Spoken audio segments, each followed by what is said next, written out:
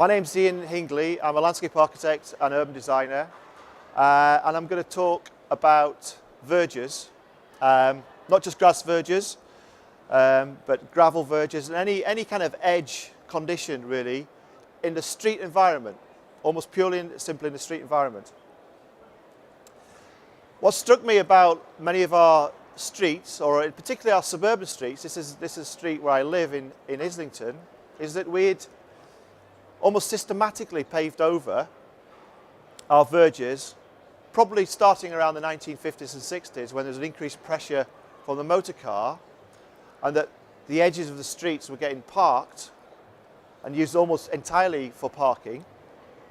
People were stepping out from a car, a nice clean environment, onto a grass verge, which was maybe a little bit muddy. And that seemed to disturb a number of people. So we started paving these verges over. When we think about looking at some of the other suburban environments in our towns and cities, this is how they originally were. You know, every street had a verge, every street had some grass, every street had a tree, or a number of trees. And we've kind of lost all that. And if you go to Paris has exactly the same set of typology in its urban centres. So this is the main street in Paris. It always has a verge. This verge is not grassed, but it's in a self-binding gravel. It's the gravel in which they play boule on. But it's permeable. The important thing is it's permeable. It allows water to percolate into the subsoil and feed the trees. Again, in Italy, exactly the same condition. You have a very, very small, narrow grass verge by the side of a footway, taking all the surface water. But another interesting thing it does, when you introduce street furniture, which always occurs adjacent to the curb, you don't have to bother cutting slabs around these awkward round posts. So you don't get square slabs meeting up against round things, which is always very difficult to detail. Again, in Portugal, in Lisbon, a very, very urban condition, very, very intensely used, still managed to find room for a grass verge. And again, the grass verge is where all the furniture goes, where the tree goes, where the light column goes. And again, you don't have to deal with the issue of cutting around these components. Again, in Paris, the traffic island becomes a planted verge. So we have ecology, we have biodiversity, we have water management, we have oxygen production, all in this traffic island, which in this country would either be painted in white lines or concreted over. In Amsterdam, we have this garden-esque verge. So it feels as if you're driving or walking or cycling or riding a tram through a park or a garden. So these verges become something more significant.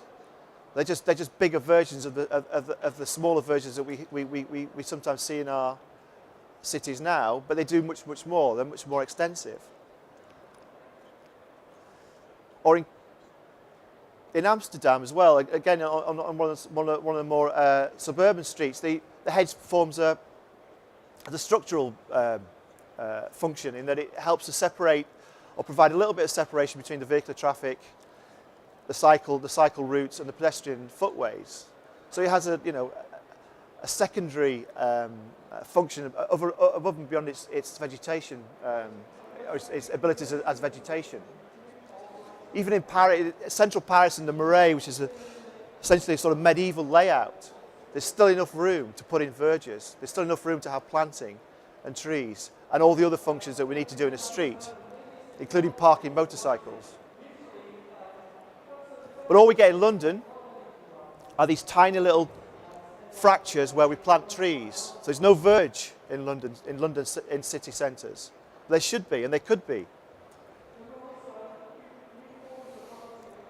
And in Hackney, this is starting to happen. So there's a sort of what I call a guerrilla action happening in Hackney. People are just simply taking up the paving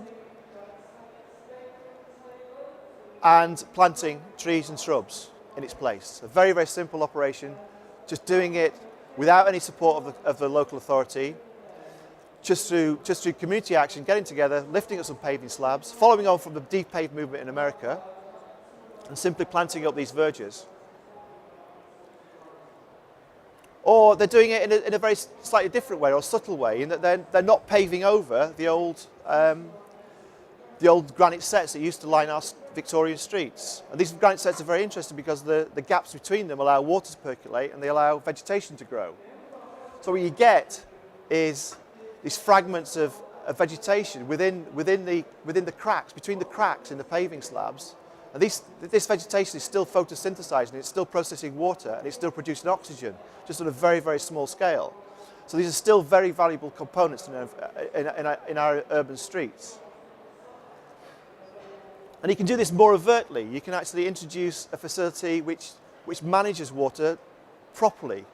So we have a soakaway on a grass verge behind the carriageway. So the water flows through the little hole in the curb and it soaks away through the gravel drain at the back.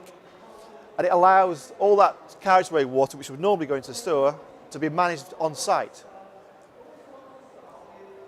And even in central London, we're starting to do the sort of Parisian detail of the verges. So rather than pave this whole footway out in granite, they've only paved about 30% of it in granite, where you actually want to walk. The rest of it is in self-binding gravel.